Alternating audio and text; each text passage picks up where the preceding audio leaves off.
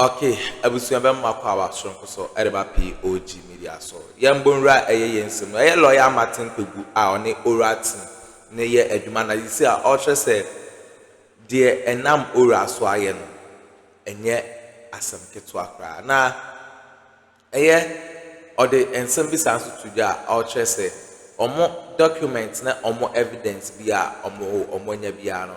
Omo de nyina ekwa akoma eye attorney general na achese ono so e de huduma enye asem keto akwa enti no sisi ano o say omo ayede evidence documents omo de akwa akoma attorney general e no masanso de bi akwa akoma Ghana police achese omo chese Ghana police enko na omo konkoche sankofo na sisi a document no I ready e beda mase say mobemi akona yakwakoti and some course na answer na ebeko no wo and some can be afa share your comment section like share ma afofron so answer into me and can be aha POG Media so madam ase. Thank you very much. But with the preparatory team's work, will any loot be recovered? Does it look like you can recover any loot, so-called? Oh yes. That one is there are low-hanging fruits that you see that even at this preparatory stage, as you mentioned, we don't have the mandate to do vigorous investigations and prosecution, right? We are just gathering evidence. And even at this gathering stage, you see that based on some of the petitions that we saw, straight away we reported to the police and national security, and they were able to take action. So you see that yesterday at Honorable Ablakwe's vetting, they were able to show that we saved 20 bungalows that were about to go down in cantonments. 20 bungalows, and if you look at the lands, those are millions of dollars, not Ghana cedis. Yeah, because they were about to demolish and do some transactions that are not on. Okay, so we've halted, through the actions of national security and the police, those have been halted. So those are some of the fruits of the preparatory team. You remember the NDA matter too? Yes, the NDA to the wall, the partition of that land, etc. sold to private developer. You see that we went and then reported to national security, and they too, using police, they were able to do the needful, and so those were halted. There are other things. You remember the agric mechanization land? Yes, those empty plots there, who is going to build on them? No, they are not going to be built. So those ones who, that's land that's being recovered for the state. So that you will see a lot more. In fact, you will see a lot more, just even for the preparatory team. Because once we are citizens, we are allowed to report. If we see anything wrong, we are allowed to report, and so the police and national security can take action in the interim. Yes. I keep telling you that, not just you, I keep making the point that I think that the setting up of the constitution by, the setting up of the committee by JM is a master stroke. Yeah, that much, I believe so, because you see that if we hadn't started this early, what would have happened is that by the time the government settles, a lot of bad stuff would have gone through. So with the early setting up of the committee, you see that it served as a check, at least to some extent. It cannot be 100% perfect, but it's a reasonable check. So this committee is actually a master stroke. I see. In fact, I'll spend a little time on this oral preparatory team as we go on the show, and because from what we got earlier, what this essentially means is that your work has come to an end with the appointment of the Attorney General. And so the indication that Samalokujeto Ablakwa gave yesterday was that you were putting your report together to submit to the president, correct? Yes. In the coming days? Well, practically now, it doesn't look like it's in the coming days, maybe in the coming weeks. Yesterday, we were billed to meet the Attorney General, Dr. Ayene. But because of the vetting, Honorable Ablakwa was scheduled to be vetted on Thursday. Yes. Then yesterday, Friday, would have met the Attorney General. But because the vetting couldn't come on Thursday, and it had to be done yesterday, then the meeting got cancelled. So we'll have to meet the Attorney General first before we meet the President. So maybe we should say in the coming weeks. In the coming weeks? Yes. Okay. But then you maintain that you received 1,000 or near 1,000 petitions. Yeah, let's correct this. Some of them are information, not petition. So what some of them are is that somebody will send an email that, hey, watch this institution, X, Y, Z. There's something ongoing. Some huge payments are being made, or that. So that is not necessarily a petition.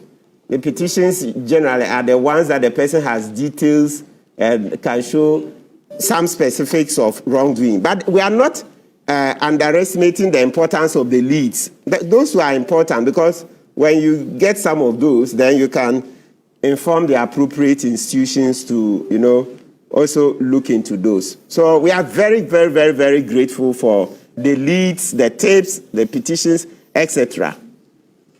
We'll get into it here on Cape Point. Let me also welcome a public and economic policy analyst, is a member of the One Ghana movement. They've issued a statement on what happened a couple of days ago. Senor Jose, Senor, good morning. Welcome. Good morning. Good to see you and Happy New Year. Many, many happy returns. Good to see you as well.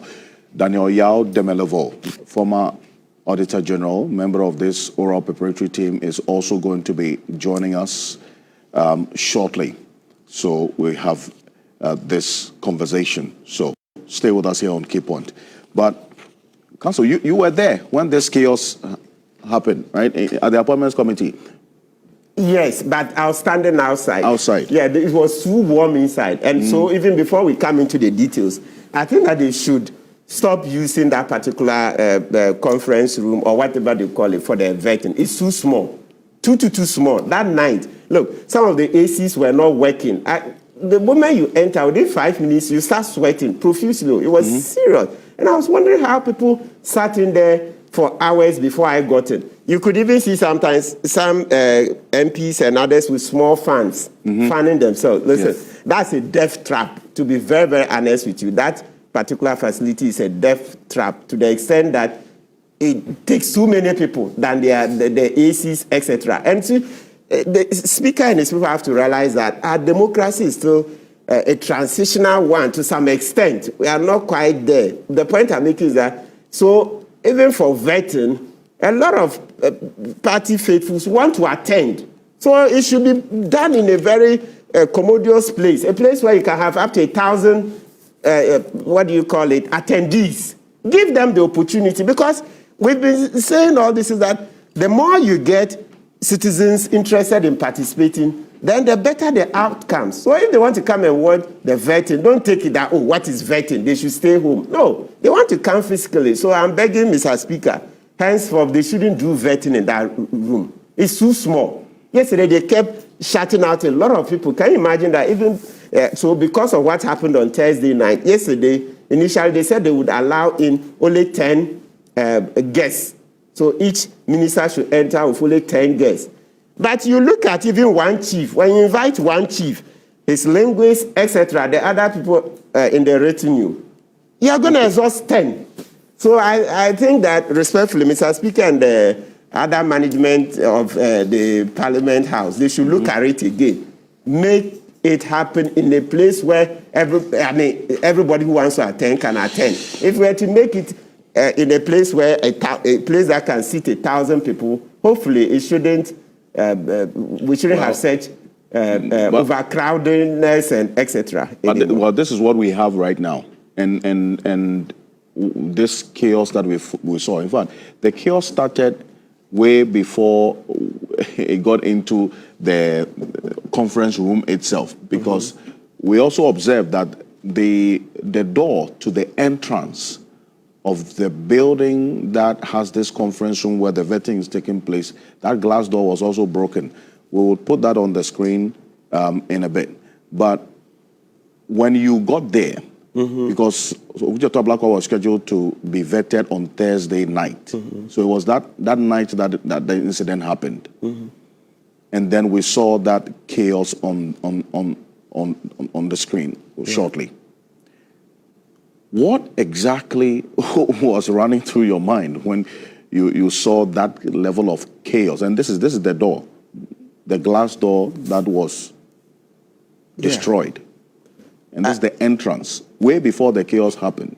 So the point you make about the number of people as well, yes, we can point to this and say it's something that could be considered because the people were forcing themselves in. And yesterday was worse. I'll tell you a certain story.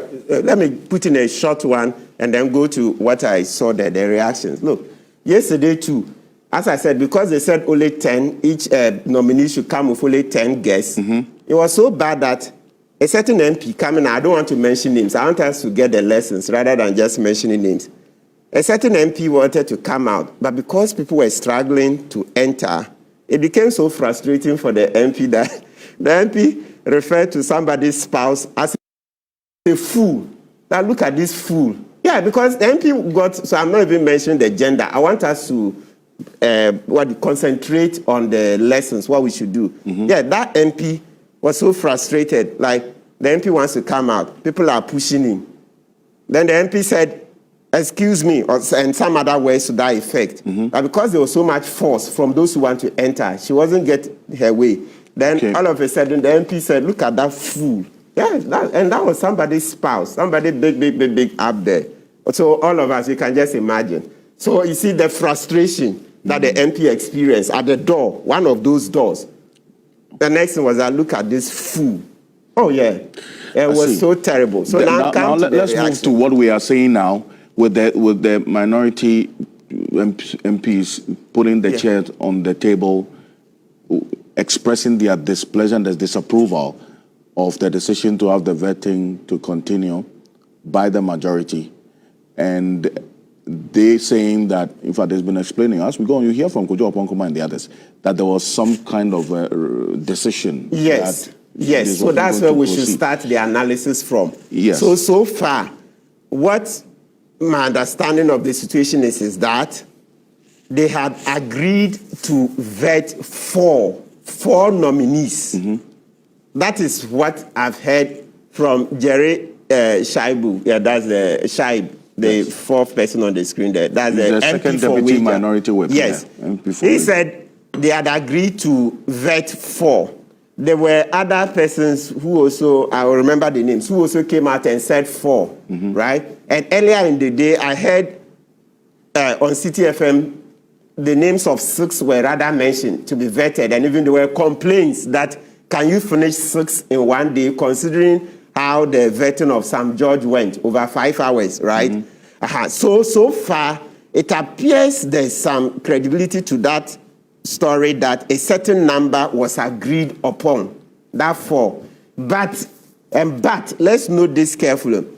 Before they agreed on the 4, or even if you use 6 for Thursday, remember that earlier on, they had sent letters to some of the nominees. So there was a timetable prior to the happenings of the Thursday. And the first incident that disrupted the timetable was the fact that on Wednesday they couldn't sit because they had to deal with Oliver Bakavoma's case. Yes.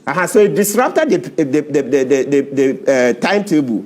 So you see that yesterday, Ablakwa had in his hands a letter that had been written earlier to him that he was scheduled for Thursday at 1 p.m.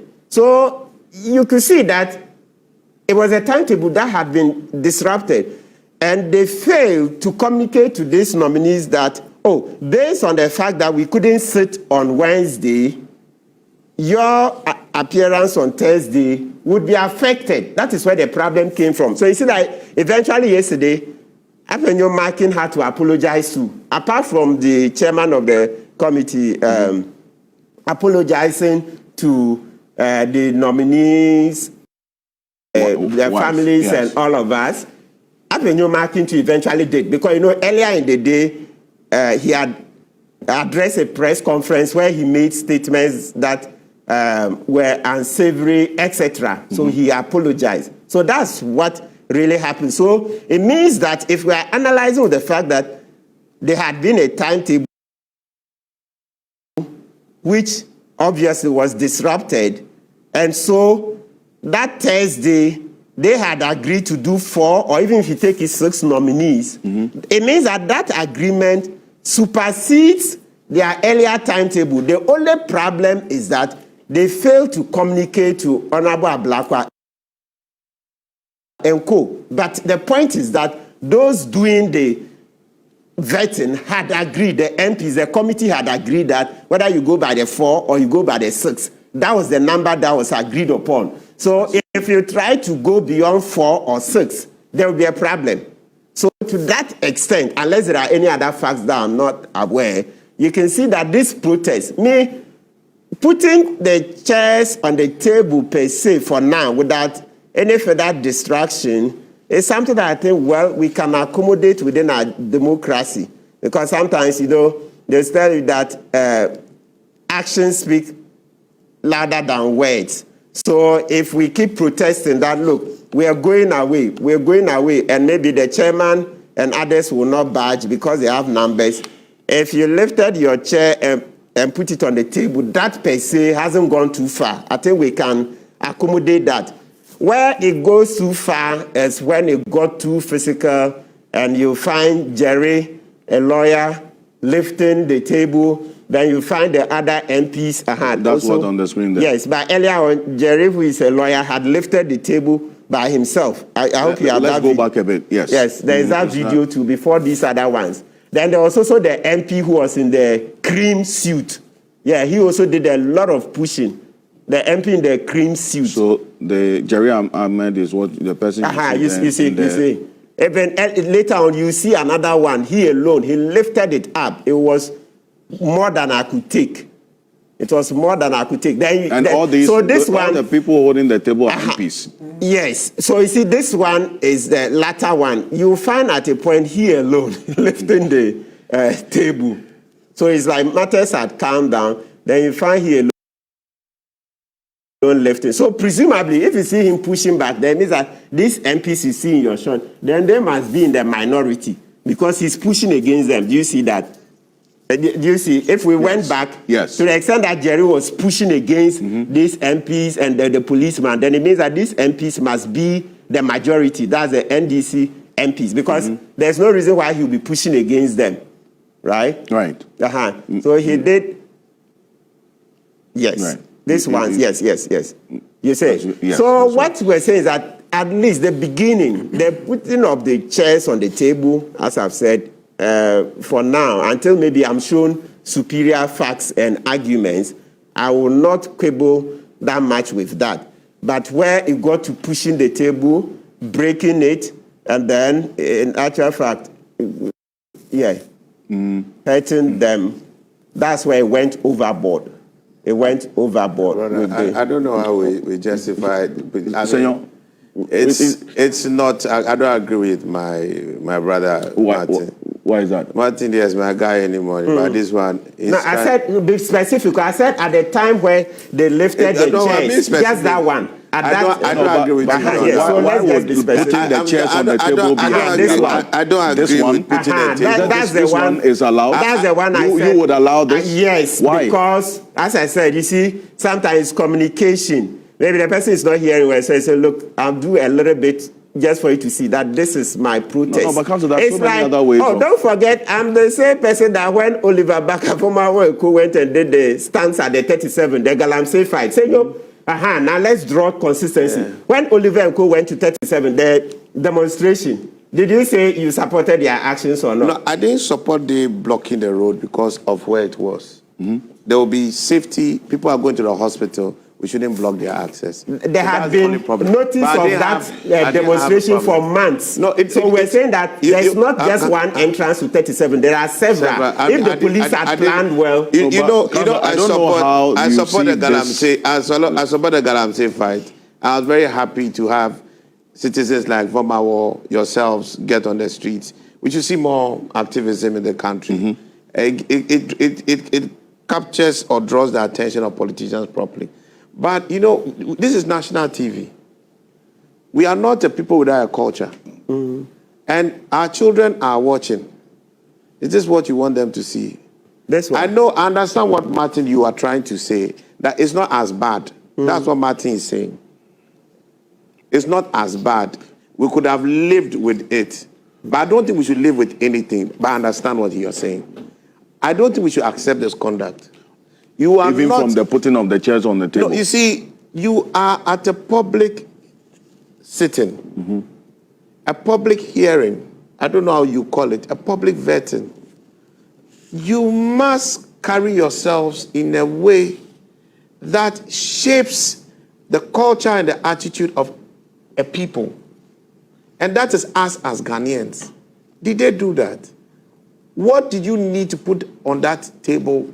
A chair that is scratching the surface of that public property. Will you put a chair on the table in your house? You see, my problem with sometimes we always remember, Charlie, I have to be careful these days. Ghana is janka. We act as if this country has no owners. It has no parents. And we don't really care. Will you put a chair on your table like this in your house? It's the same question when people are appointing, like the president is appointing today.